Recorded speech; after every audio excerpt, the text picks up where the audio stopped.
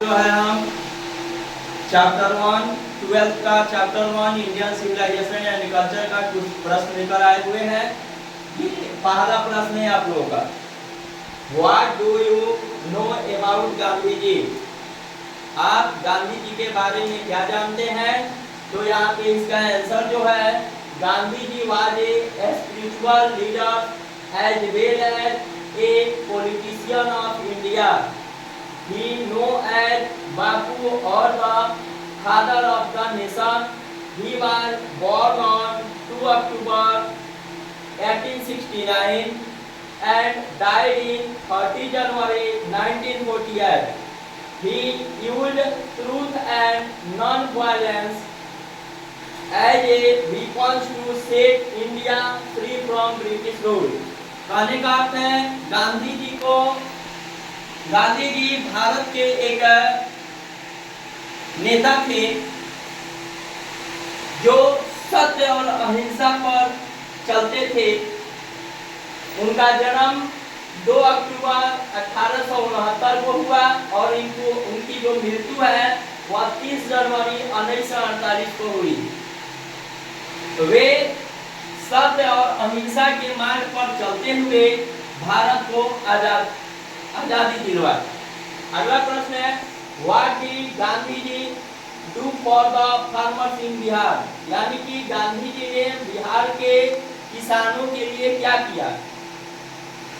Gandhi ji did satyagraha movement for the farmers in Bihar. It was the first movement against British rule lead by Mahatma Gandhi in India. Gandhi ji ने बिहार के किसानों के लिए पहला जो अंग्रेजों के खिलाफ आंदोलन था वह सत्याग्रह आंदोलन शुरू किया। अगला प्रश्न है, what do you understand by civilization and culture. यानी कि आप सभ्यता और संस्कृति के बारे में क्या जानते हैं, क्या समझ पाते हैं? तो civilization is that mode of conduct which points out a man to the faith and performance by of duty, whereas culture is an ideas, customs and social behavior of a particular society. अगला प्रश्न है, what do our holy scriptures tell about universal human value? तो our holy scriptures teach us to work for humanitarian causes and even treat our neighbor in the best possible manner and not to cause any difficulty to them. अगला प्रश्न है, how is Indian civilization different from European civilization? यानी कि भारतीय जो सभ्यता है वह कैसे पश्चिमी सभ्यता से भिन्न है?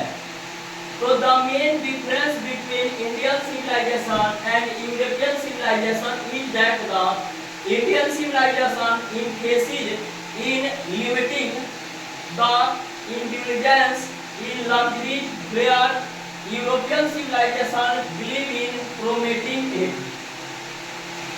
अगला प्रश्न है, why does Gandhi ji say that mind is a restless bird? What makes the mind restless? तो यहाँ पे इसका आंसर जो होगा, our mind is a restless bird because the more it gets, the more it wants and still remains unsatisfied.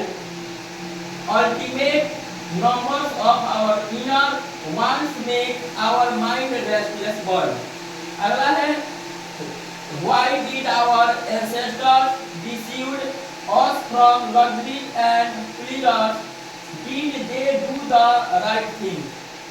Answer है, our ancestors deceived us from luxury and pleasure because it leads us to unlimited numbers of wants which never could be achieved. Yes, they did the right thing. तो यह आप लोग का 7 प्रश्न है जो chapter 1 Indian civilization and culture के हैं। अगला जो प्रश्न कुछ बाकी है इसका क्लास कल जो है अगले वीडियो में कराया जाएगा। इसको एक बार पूरा दिखा दीजिए एक तरफ से।